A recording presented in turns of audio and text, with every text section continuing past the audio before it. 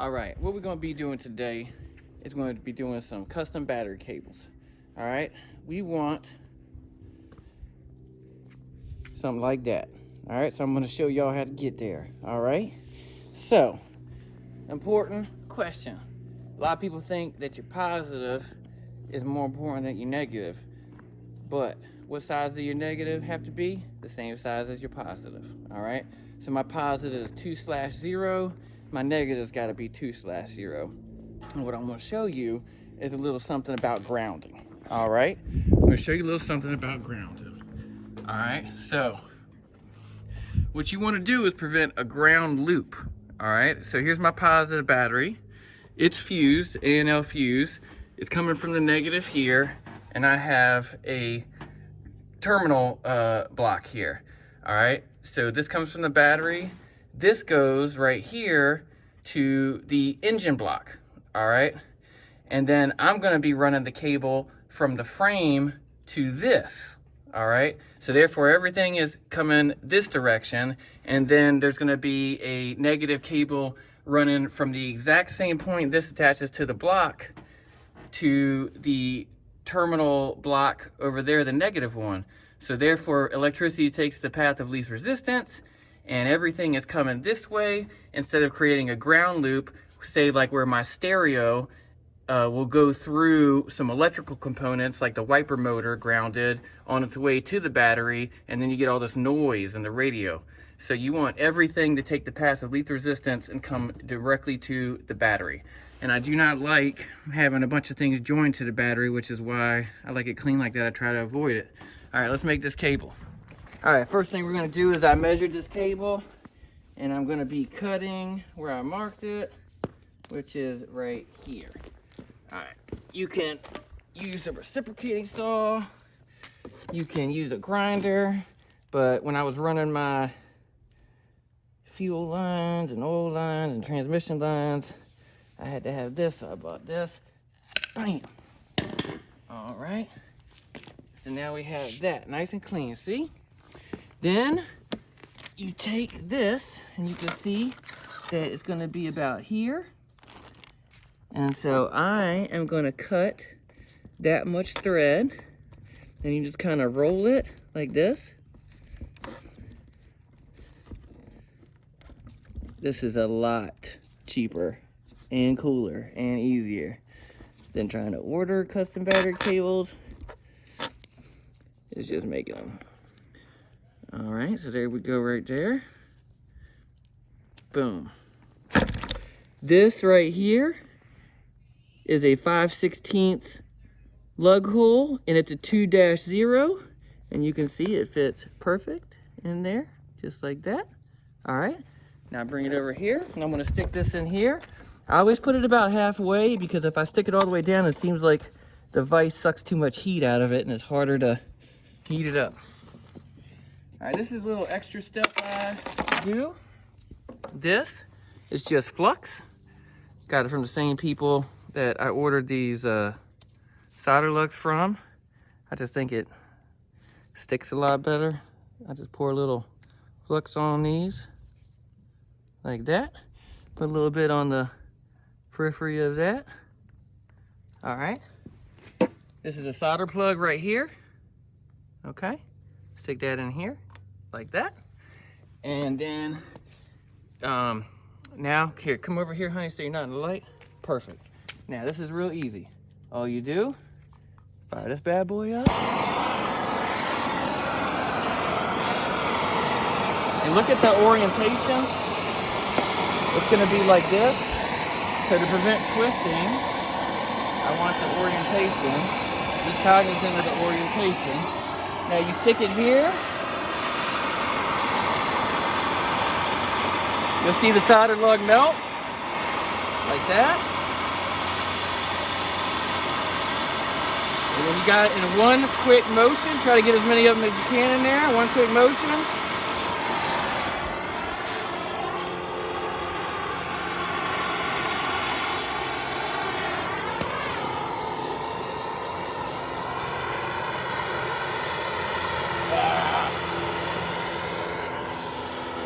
I don't like how that turned out. Can't believe what I'm showing y'all. You can see that the starter's stuck. I'm heating it back up while I'm pressing. There we go. And it's gonna cool off, but I want all of that wire in there.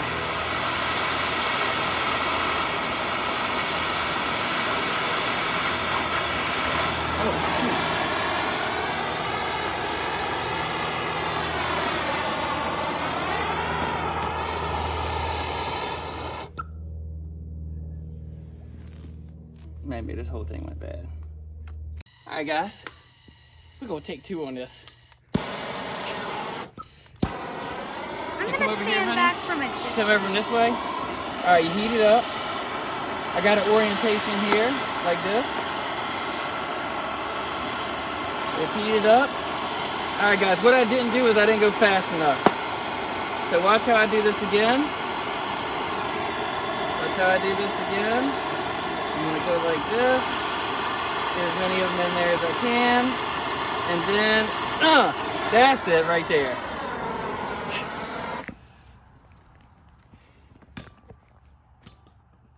All right. And I got my orientation good. Now, you can see I got a little bit of slop, but the lug is all the way to the end. So I'm just gonna take it over here to the grinder, clean this up, and then we're gonna do the final shot here where I put the heat shrink on. All right, you can see we cleaned this up here. Just got rid of some of the excess solder I had. I'm gonna go ahead and put this on right here. Now, the point of this heat shrinking, people might say, well, it's a negative, you know? Why are you putting shrink wrap on it? And it's because of the glue in here. We want the traction, if there's traction on this wire and lug, to be on the outside. All right, without this, all of the traction is on the copper wire. So this is what makes it reliable. My cord only goes here, you have to come up a little bit. All right, now when I put this on, how you know it's done is you'll see the glue seep out of the edges. So when you talk about putting something together reliably, it's these little measures like this, you know, like clamping down your wires and clamping down your hoses so they're not jiggling around under the hood. They don't want some jiggly wires. So, you know, that's why OEM does that, because after 40,000 miles of jiggling, the car breaks down. All right, so you can see that it's conforming now, and then if you watch, you'll see some ooze come out. You can see that it's starting to get a little ooze right there around the wire. You see it? Yeah. Can you see that, honey, on the camera? See it right there? Yep. All right, come over here, honey, and let me show these folks what I'm doing. All right. So this wire is going from here to the frame rail, and like I said, I'll make another one to go from there to the junction block. And I'm just, for everyone, a major time suck is how to wire how to run the wires and the hoses. And I'm trying to just show everyone there because that took me a long time to figure out how to do. And listen, this video is for Cruiser 747 again, cousin battery cables, proper grounding, and you know, I'll do one for other people too. So still gotta ground this side, and I gotta run a A&L fuse for the winch. Thanks for joining, guys. All right, guys, grounding wire to the frame is done. Now what you see here is I'm running these dual batteries in parallel, which doubles the amps, right? That doesn't, if you run them in series, it doubles the voltage, all right? So this one is running from my primary. This is gonna go to the secondary. I got a flag terminal here, all right? Then that is gonna run to a short wire to this A&L fuse block, which is going to fuse my winch, okay? And then on the grounding wire of my secondary battery, I'm gonna run a solenoid to isolate the battery so that when the truck, when it's not getting 12-volt keyed ignition, the secondary battery is cut out, all right? The purpose of that, focus on me, sweet pie. Focus of that is if I turn my truck off, turn my radio on, and it's not getting 12 volts hot, the secondary battery is always isolated from the circuit. And also, it doesn't chase charge. So if you got two batteries sitting here always together, they're a little bit different, and they chase back and forth. So you want to cut out your secondary battery when the truck is not running, okay? Obviously, when the solenoid's getting 12 volts, the alternator's gonna charge both. Little tricky here. Look at that. Flag terminal is all the way through. So how am I gonna... I'll show y'all how to do that. All right, go into my flux orientation mark right here. Boop, boop, boop, boop, boop, boop, boop. And then I'm gonna stick this in here like this. All right. And if you notice, I do not, I wrap this this battery in fiberglass sleeving and this PVC hose protector. All right, this thing is super chafe proof, and I clamp it down under here so it doesn't move. All right, want to make sure.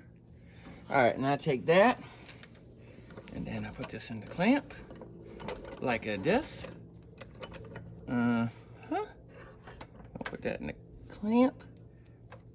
Like that. Stay just like that, boy. All right, now take my solder plug, cow. A little more flux in here. There you go. Watch I put the solder plug in. Shooka bam. And hey, listen, I'm gonna need you to do me yeah, let us carry you 2-step back right there. That's good. Wait, look closer. Look closer. All right, you know what? This is gonna be safe, man. So pull up here. It's not gonna splatter. Get a little safer. Closer. Come on. All right, you gotta get it. Come on. All right.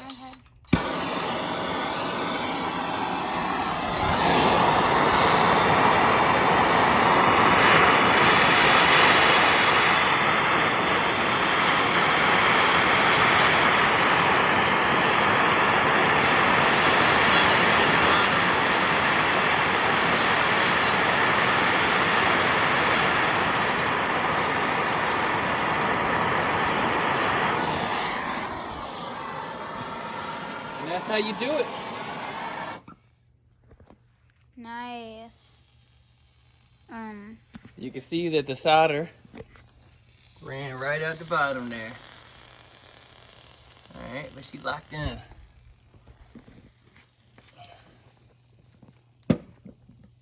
That's good, man.